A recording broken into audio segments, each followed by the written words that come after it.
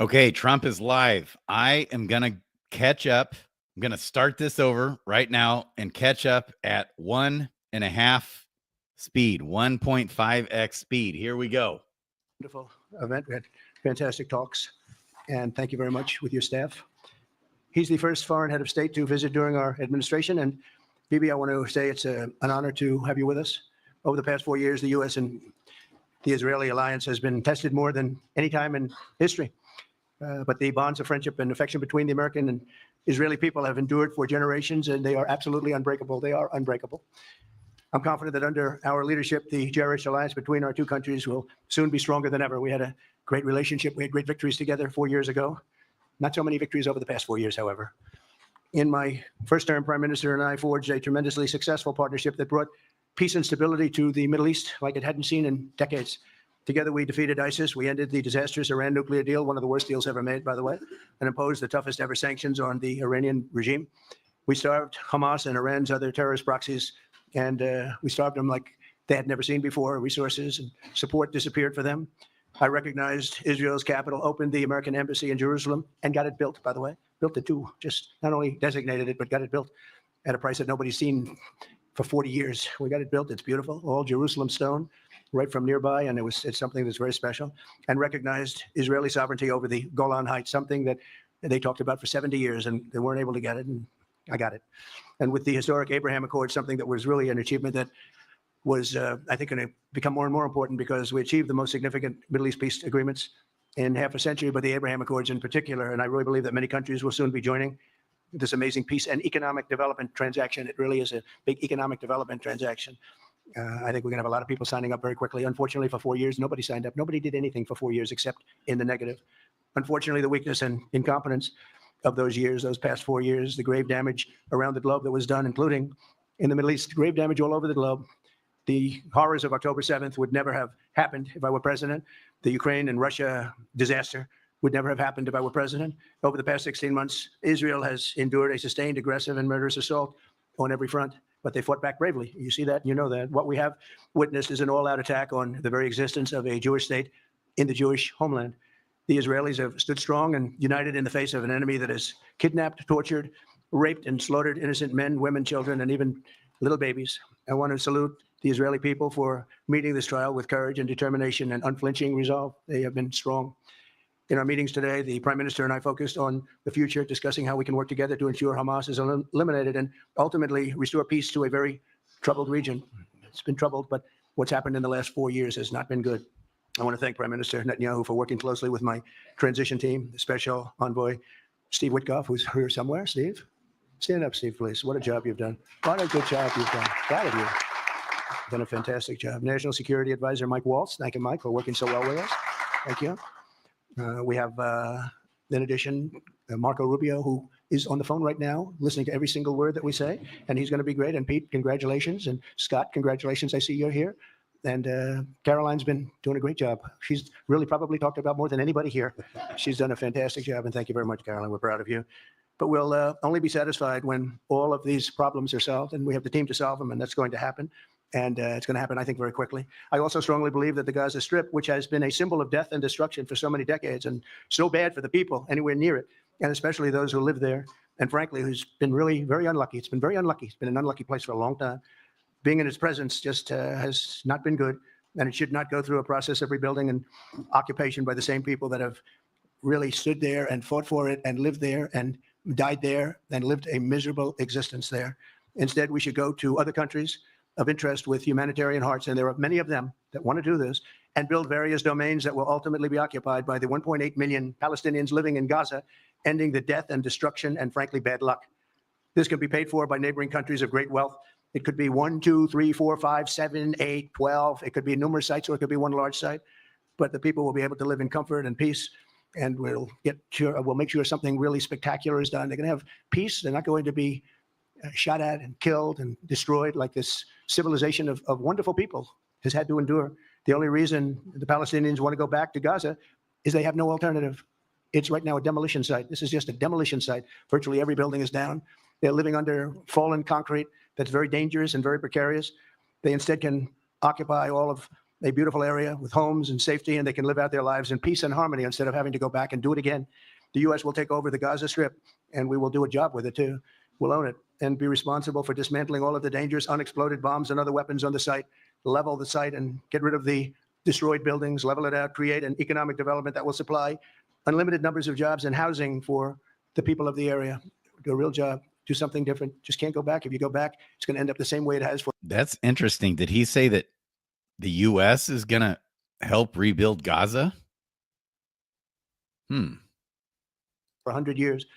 I'm hopeful that this ceasefire could be the beginning of a larger and more enduring peace that will end the bloodshed and killing once and for all. With the same goal in mind, my administration has been moving quickly to restore trust in the alliance and rebuild American strength throughout the region. And we've really done that. We're a respected nation again. A lot's happened in the last couple of weeks. We are actually a very respected nation again. I ended the last administration's de facto arms embargo on over $1 billion in military assistance for Israel. And I'm also pleased to announce that this afternoon, the United States withdrew from the anti-Semitic UN Human Rights Council and ended all of the support for the UN Relief and Works Agency, which funneled money to Hamas and which was very disloyal to humanity. Today, I also took action to restore a maximum pressure policy on the Iranian regime, and we will once again enforce the most aggressive possible sanctions, drive Iranian oil exports to zero, and diminish the regime's capacity to fund terror throughout the region and throughout the world. We had no threat when I left office. Iran was not able to sell oil. Nobody was buying oil because I said, don't buy it. If you buy it, you're not doing any business with the United States. And Hamas was not being funded. Hezbollah was not being funded. Nobody was being funded. There would never have been an October 7th. 2 weeks ago, I once again designated the Houthis as a terrorist organization. They're trying to destroy world shipping lanes, and that's not going to happen. And over the weekend, I ordered airstrikes against senior ISIS leaders hiding in the caves of Somalia and took them out. Here in America, we've begun the process of deporting foreign terrorists, jihadists, and Hamas sympathizers from our soil, just as we have people that are extremely evil, and we're sending them out of our country. They came from jails. They came from mental institutions and insane asylums, and they were dumped into our country. They're gang members, and we're getting them out at numbers that nobody can actually believe. And every single country is taking those people back. They said they would never take them back, and they're all taking them back, and they're taking them back very gladly. And I recently signed an executive order combating the vile wave of anti-Semitism that we've seen in the aftermath of the October 7th attacks. Together, America and Israel will renew the optimism that shined so brightly just 4 years ago. It was really a bright, beautiful light. We will restore calm and stability to the region and expand prosperity, opportunity, and hope to our nations and for all people in the Middle East, including the Arab and Muslim nations. Very important. We want the Arab and Muslim nations to have peace and have tranquility and have great lives. I'd like to now invite Prime Minister. I recently saw some footage of how it's just completely and totally and utterly obliterated out there, like in Gaza and Palestine. And so I'm still trying to uncover the web of crazy that revolves around this Middle East conflict. It's kind of crazy. So I don't have a whole lot to say other than Trump's doing what Trump does, which is he makes peace through strength. He's right. That's why we didn't have wars. That's why Biden got in there, and like everything's going to shit everywhere. In Europe, Canada, it's just awful. The communism that is just completely taken over. Straight up communism, censoring speech, which is evil. We got wars, and Trump's kind of knows how to get in there and play his games. So you don't want to, and that includes with people, I would say, like with Bill Gates, with these other, like the guys that he made deals with on his second day in office, making deals, with these mRNA cancer vaccine, I think he's like keeping his enemies closer. It's not going to be like his first term when he let all these people dupe him into doing stupid shit and getting completely overrun with liars, man, snakes in the grass. Okay. So I think he's just getting in there, working his deals. And I believe it. I believe him when he says he does want peace for the Arab people too. It's like, I don't believe that Trump's wanting to get in there and just destroy Palestine, or whatever. So Yeah. Even if that's what some of the Jews want, because they've been attacked for decades relentlessly. But I know the story goes two ways, but I know that much. Like, what Israel has undergone over decades is pretty insane. And then it kind of seems like Israel has just gone nuclear, like, not, that's figuratively, on them. And maybe Israel's been out of line. I've been trying to uncover this, and I'm just so confused. And it's kind of like if someone were to try and uncover the truth in something these days, it's tough because watching the liberal media cover what Trump's doing is literally, you can just take it to the bank. It's the opposite of what they're saying. Unequivocally, that's what we do here, is uncover the truth of what's really going on. And so, in doing that with Israel and this Middle East stuff, I just hear literal opposite conflicting reports of what the hell's going on. Literally opposite reports. So I don't know what the hell's going on, really. It's one thing if you listen to, say, Dennis Prager or Ben Shapiro, versus now even listening to like the Alex Jones people or Candace Owens. Those are both conservatives saying very different things on the matter. And so I'm trying to weave through and figure out what the hell's really going on. And I get more confused the more I look into it, to be honest. So, okay. Netanyahu to say a few words, and we'll take some questions afterwards. Thank you very much. Thank you, Mr. President. I'm honored that you invited me to be the first foreign leader to visit the White House in your second term. This is a testament to your friendship and support for the Jewish state and the Jewish people. I've said this before. I'll say it again. You are the greatest friend Israel has ever had in the White House. Here. And that's why the people of Israel have such enormous respect for you. In your first term, you recognized Jerusalem as Israel's capital. You moved the American embassy there. You recognized Israel's sovereignty over the Golan Heights.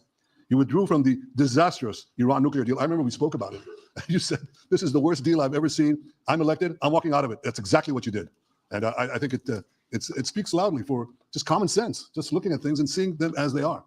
And of course, you also brokered the groundbreaking Abraham Accords, in which Israel made peace with. Like, these politicians are like, oh my gosh, he actually did what he said he would do. Like, that's a first in all of human history, that a politician actually follows through with what they say they're going to do. Wow. 4 Arab states. We did this in 4 months. Nothing happened for a quarter of a century, but in 4 months, we were able, working together under your leadership, to have 4 historic peace accords. And now in the first days of your second term, you picked up right where you left off. Your leadership helped bring our hostages home, among them American citizens. You freed up munitions that have been withheld from Israel. They had been withheld from Israel in the midst of a 7-front war for our existence. And you just freed it. You ended unjust sanctions against law-abiding Israeli citizens. You boldly confronted the scourge of anti-Semitism. You stopped funding, as you just said, international organizations like UNRWA that support and fund terrorists. And today, you renewed the maximum pressure campaign against Iran. Ladies and gentlemen, all this in just 2 weeks. Can we imagine where we'll be in 4 years? I can. I know you can, Mr. President.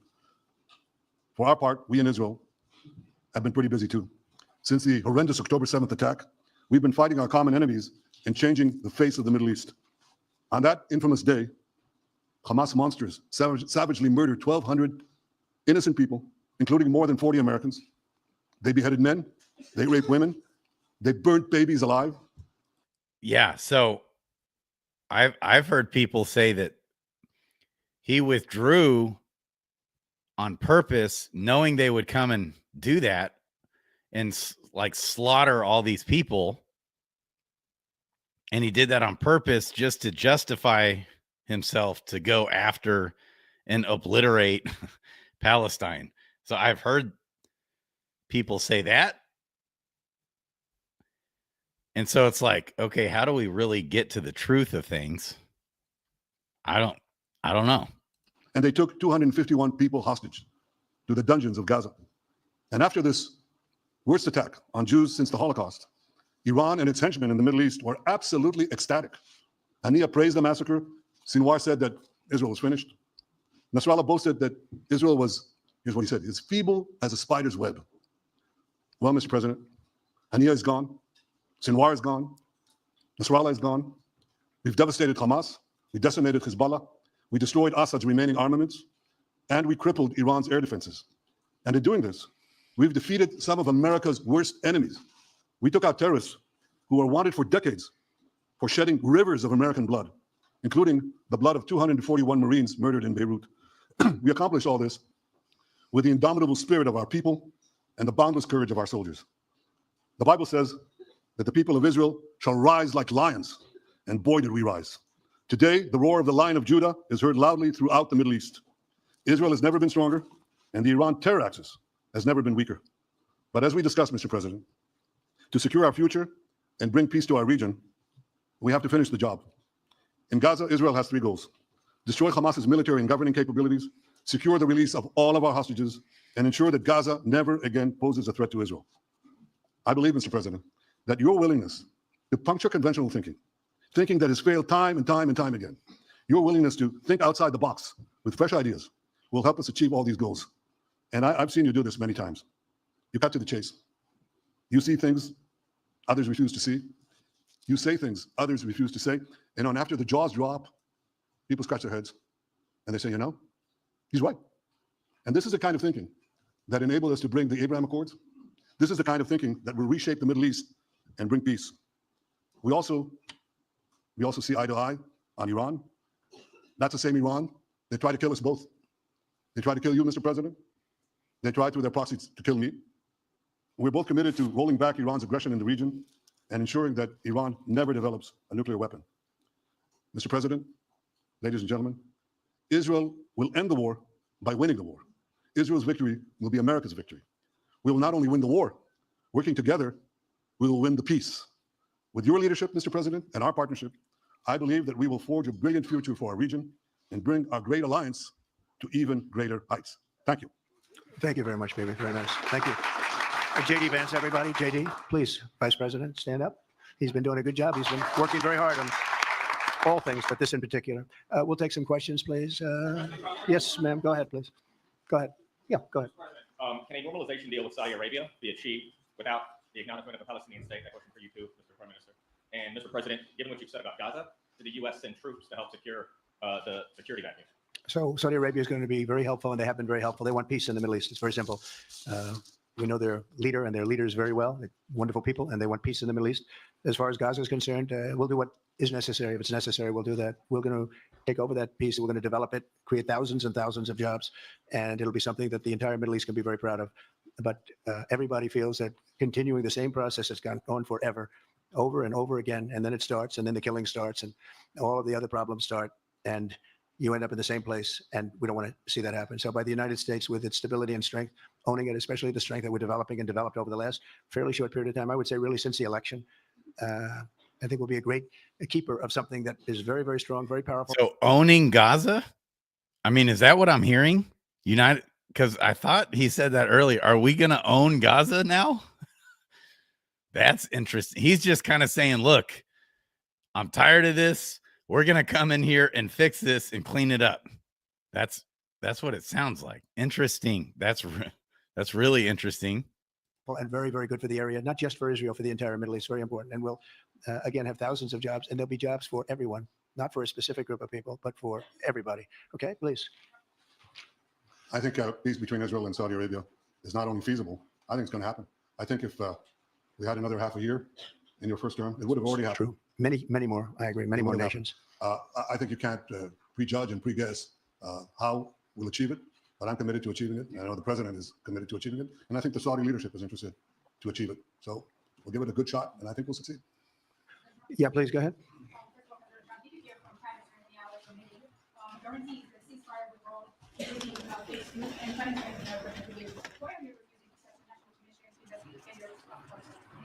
Well, I can't tell you whether or not the ceasefire will Okay, so I think I couldn't quite hear what she was saying. Something about the ceasefire.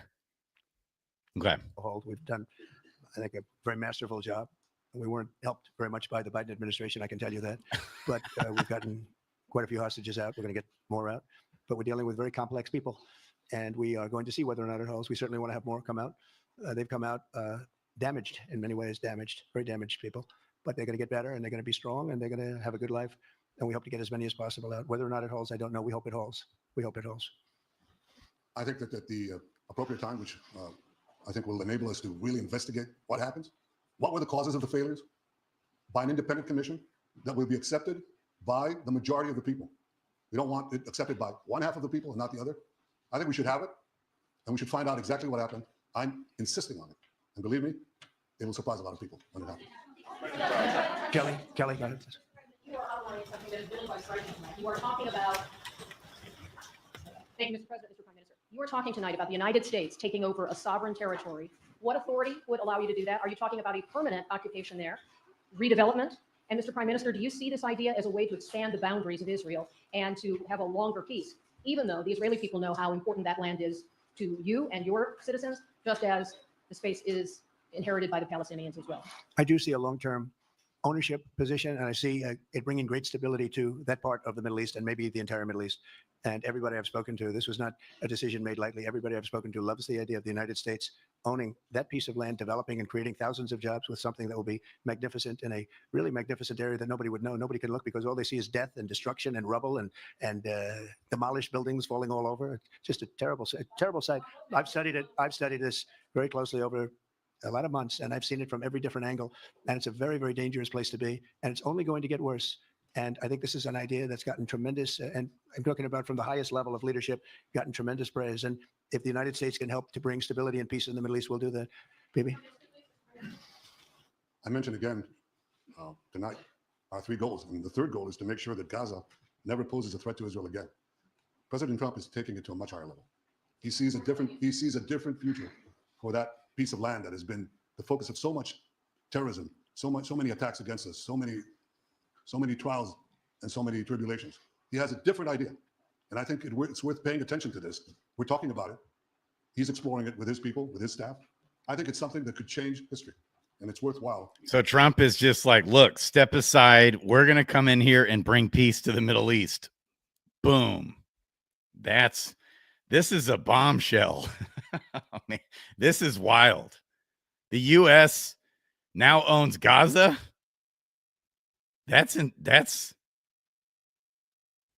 takeaway here. It's like Gaza is now U.S. territory. What world are we living in, people?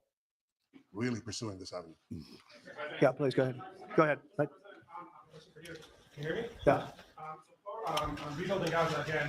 Obviously, all the hostages and one of them is Sudanese under American soldier who is alive. How will you be sure that you will take out all the hostages and then rebuild? We're working very hard to get all the hostages. The word is all, and we are working very hard. So far, it's been moving along fairly rapidly, pretty much on schedule.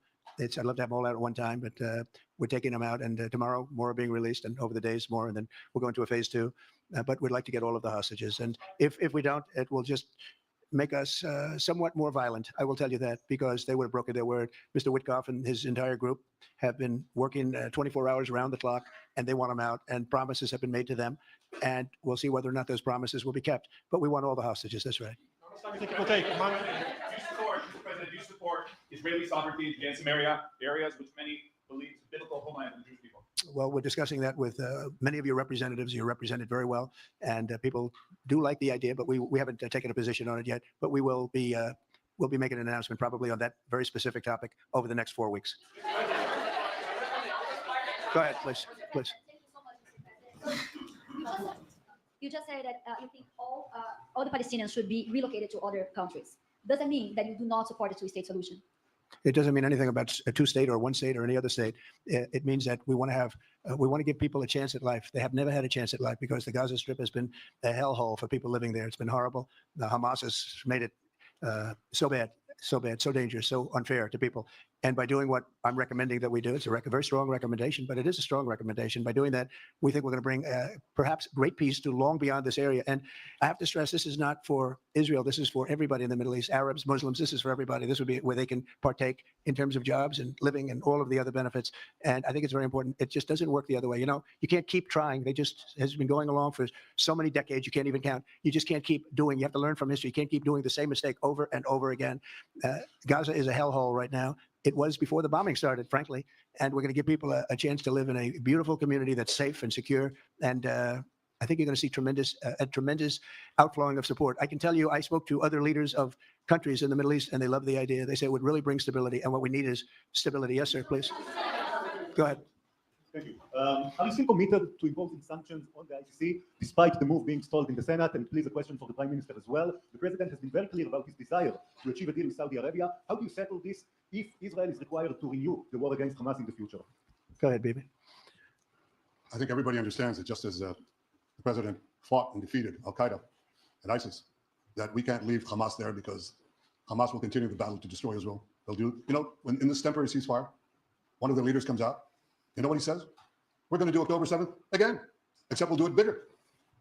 So obviously, you can't talk about peace, neither with Hamas or in the Middle East, if this, you know, toxic, murderous organization is left standing.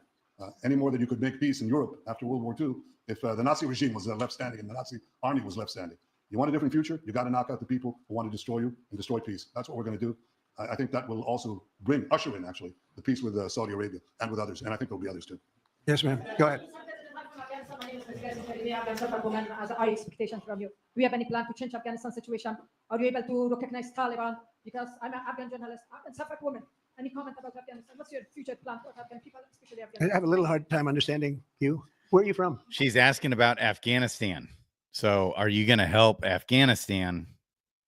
And how are you going to deal with the Taliban? So I'm kind of, you know, I don't think anybody really, this is a complex issue, but what's not complex is, aside from radical lefty lunatics, I don't think anybody is sympathizing with Hamas outside of just Hamas.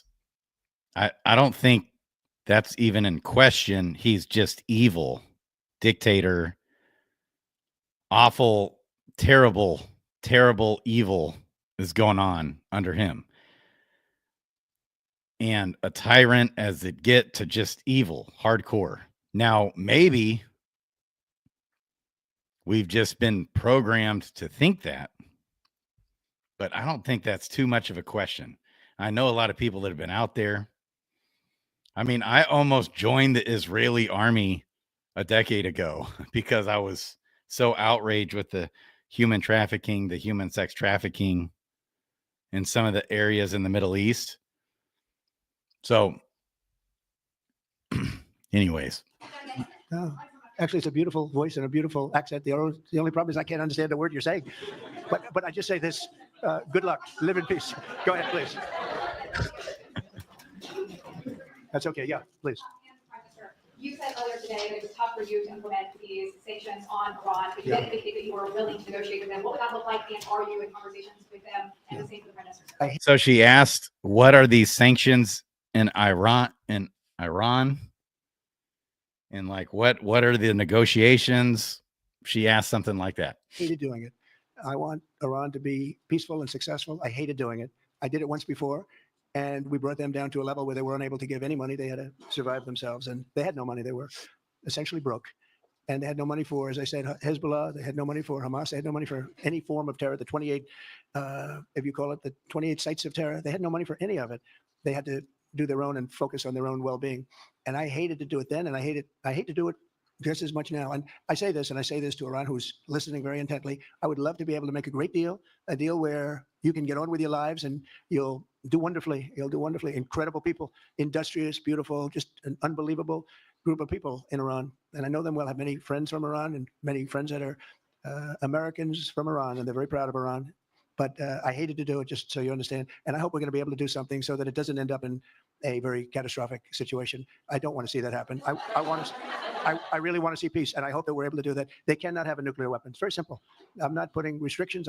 They cannot have one thing. They cannot have a nuclear weapon. And if I think that they will have a nuclear weapon, despite what I just said, I think that's going to be very unfortunate for them. If, on the other hand, they can convince us that they won't, and I hope they can. It's very easy to do. It's actually very easy to do. I think they're going to have an unbelievable future. Yeah, please, sir, go ahead. So this is how you negotiate. Look, you're not having a nuclear weapon, period. And if you do, it's not going to be good for you. So he said earlier, yeah, like if they try and kill me, it's not going to be good for them. And that's how this is called having a president with a backbone. I'm still processing. I don't even know what to think. It's probably true. We take over Gaza. There's peace in the Middle East. It might just be that simple. It's probably our best solution that we've had in decades over there. You just laid out your plan for Gaza. Yes. Can you lay out your plan for Ukraine? And also, For Ukraine. For Ukraine, yes. You consider yourself a strong leader. You blamed your predecessor for letting Russia to take over Ukraine. Will you demand from Putin to get out of Ukraine, from sovereign territory of Ukraine? So we're dealing right now on the subject. I don't want to spend a lot of time because we're here for another reason, but we are having very good talks, very constructive talks on Ukraine. And we are talking to the Russians. We're talking to the Ukrainian leadership. It would have never happened. That would have never happened. It should have never happened. I get reports every week. The number of soldiers, mostly soldiers now, the cities have been largely demolished. You talk about a very sad sight to see. We talk Gaza. Well, many of these cities look as bad as Gaza and worse. What's happened to them? And I want to see that end. And I want to see it end for one simple reason: the life of young people being absolutely obliterated on both sides. You probably have 700,000 Ukrainian soldiers dead, 800,000, maybe more Russian soldiers dead. It's very flat land, and the only thing that's going to stop a bullet is a human body. In this case, usually soldiers. And the numbers are staggering when you hear the real numbers in Ukraine, what the numbers are. And this doesn't include the cities that have been demolished and all of the people that were killed.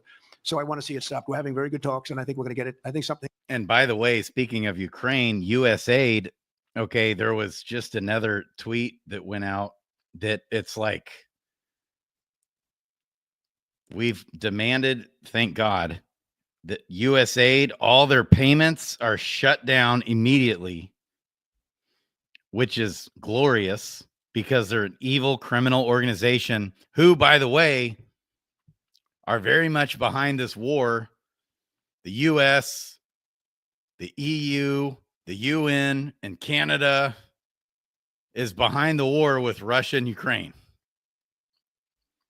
And USAID spent a lot of money to create that war. And more on that is coming out like crazy. Thing will be hopefully dramatically. It will rise above everything. You can't let this continue.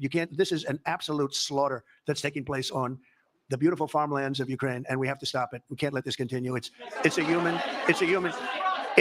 human tragedy, and we're going to try very hard to stop it. Yeah, please go ahead, sir. Go ahead. Thank you very much.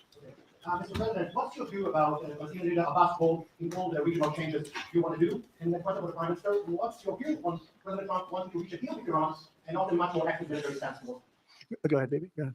Okay, I think he said, what's your view on trying to reach a deal with Hamas? I think that's what he said. Something like that, maybe? I think the president just said something that I think is the pivot of everything that we're talking about. He said Iran cannot have a nuclear weapon. And we fully agree with that. If this goal can be achieved by a maximum pressure campaign, so be it. But I think the most important thing is to focus on the goal, which the president just did, and I fully agree with it. Well, I said it, and he said it very well. It's a campaign of pressure to see if we can get something done. He doesn't want to do what some people think will automatically happen because they're very difficult people to deal with, as you know. But if we could solve this problem without warfare, without all of the things that you've been witnessing over the last number of years, it would be, I think it would be a tremendous thing. So he is showing some hardcore strength with Iran. Just boom. Nope. Sorry, Iran, you get nothing. Like, I mean, that's an overstatement. No nuclear weapon, and you need to sit down.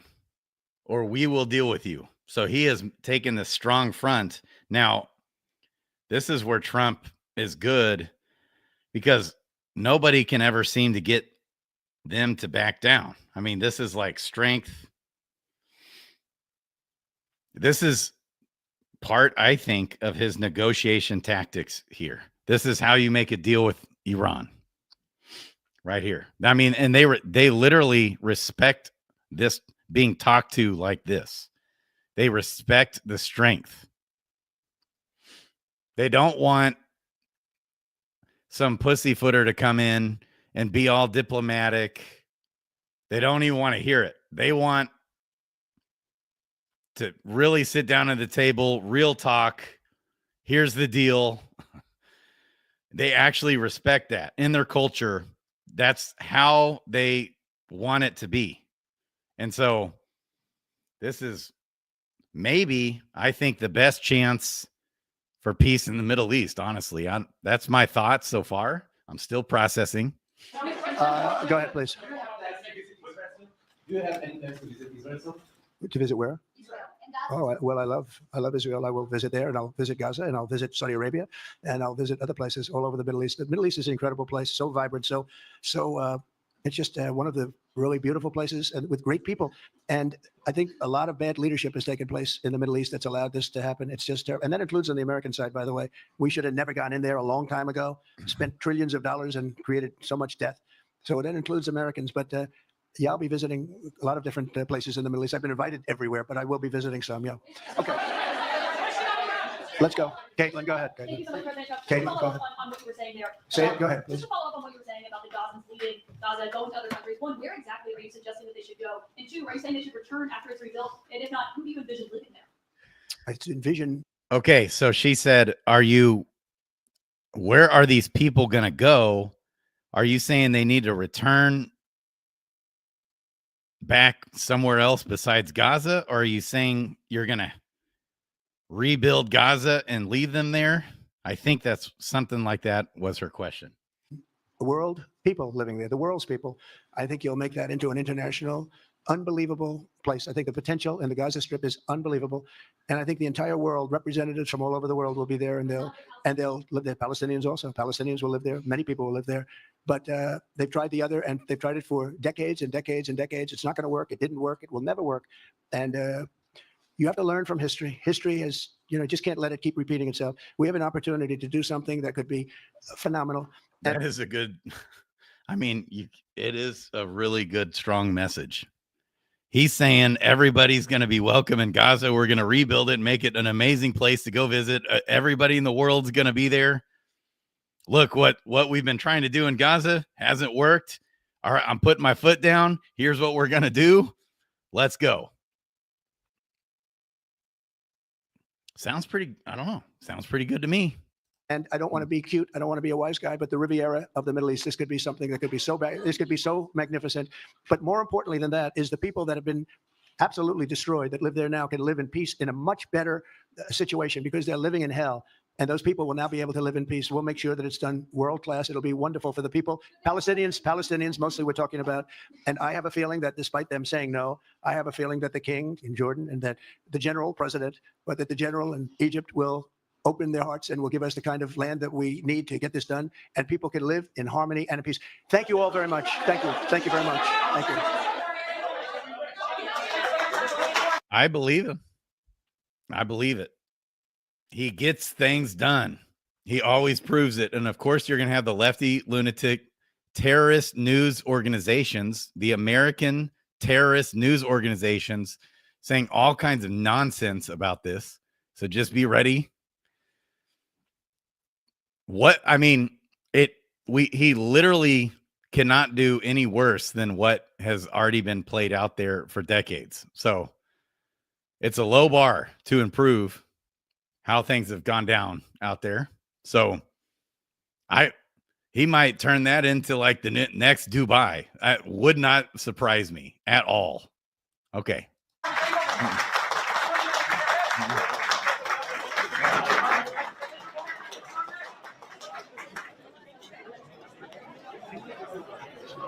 That it? Yep.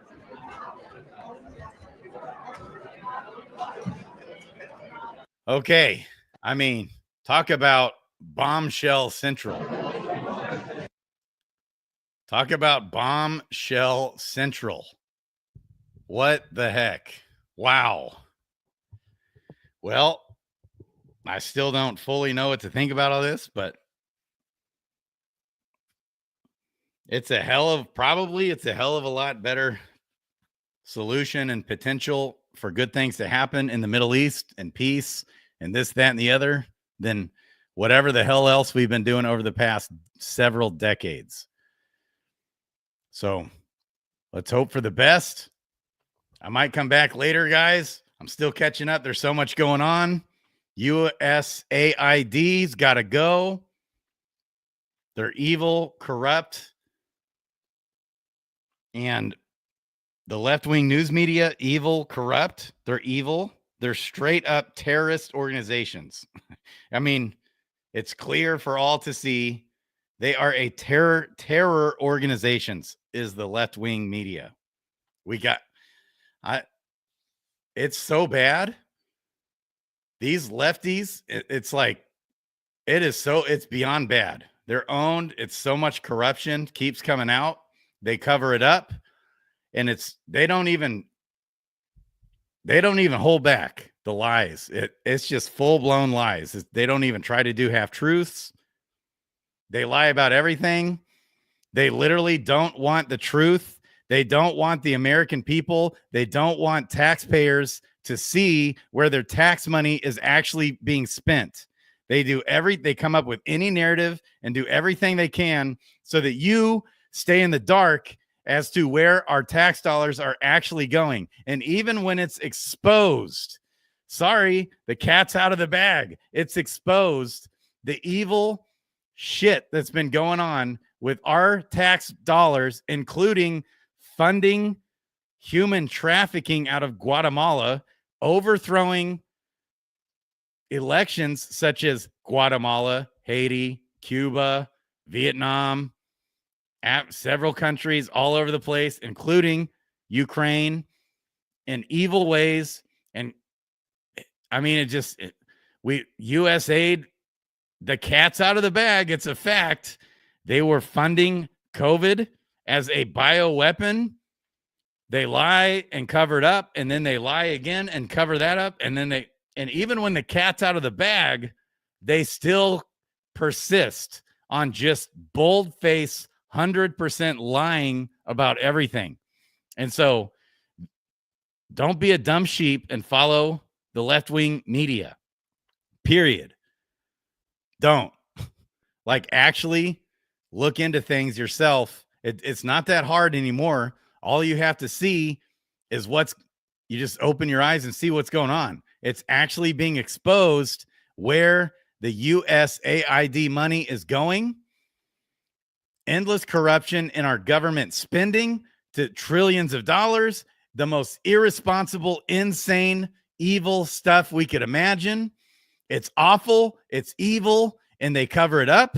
And there needs to be accountability for these news media organizations, even though they know, even though it's fact, even though the actual paper trails of where our tax dollars are being spent, they don't want to tell you that. They just peddle lies all day long. And with no accountability. People. I mean, it's bad. So keep fighting the fight. Love you guys.